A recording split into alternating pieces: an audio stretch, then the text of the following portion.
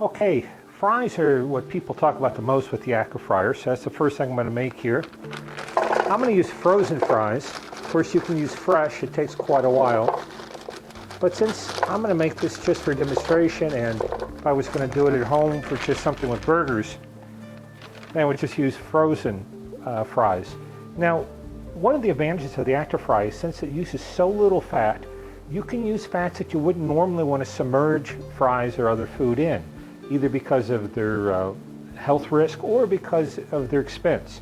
Here I'm going to use duck fat. And just a tablespoon.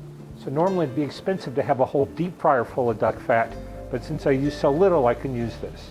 We're going to turn it on for about 25 minutes.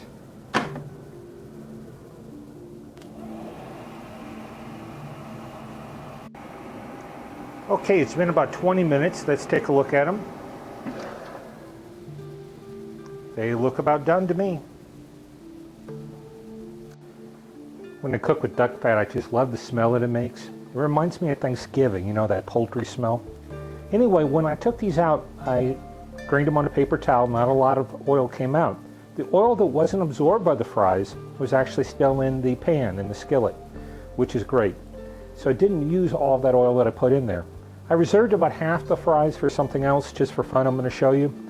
Here I added some fresh oregano from my garden. You could use thyme or some other things, and some coarse sea salt. These really taste good.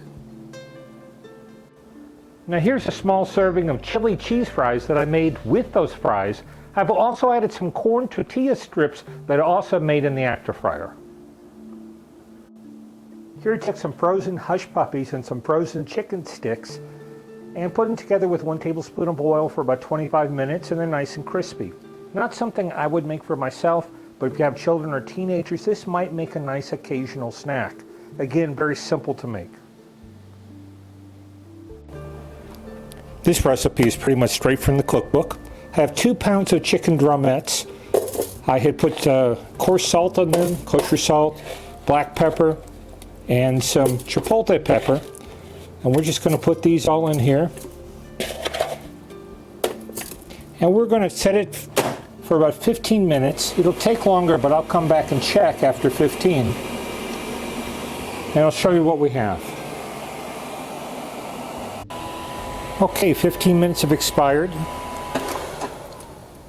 They're looking good, but I can tell they're still soft. We want to see the meat pull away from the bone a little bit, so I'm going to give them another 10 minutes.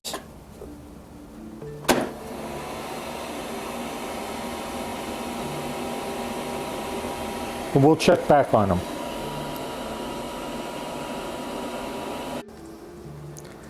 Okay, the time is up and they look perfect.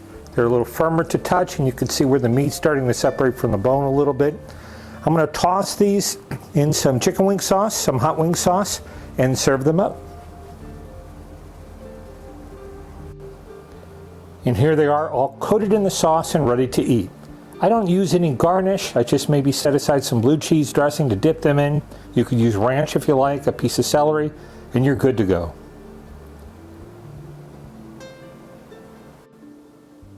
Now here's a small batch of frozen breaded chicken for orange chicken that we got at Costco. I'm going to just put about a tablespoon of oil in here. Maybe a little less. This is peanut oil I'm using. And we're going to cook this for about 15 minutes and then take a look at it and maybe add some things. Okay, stopped it after 10 minutes because it's starting to get crispy. At least just the outside, because I have a smaller portion than I usually cook. Now I'm going to add some frozen stir-fry vegetables, also from Costco. Again, this is just a simple home type meal with prepared food. Whatever looks right to you, the right proportion. Now we're going to close this and go another 10 minutes.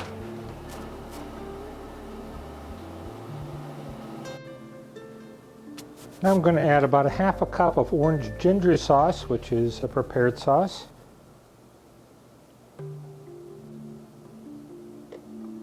And we will cook this for another, say, 3 minutes. I also added some fresh ginger and some fresh garlic.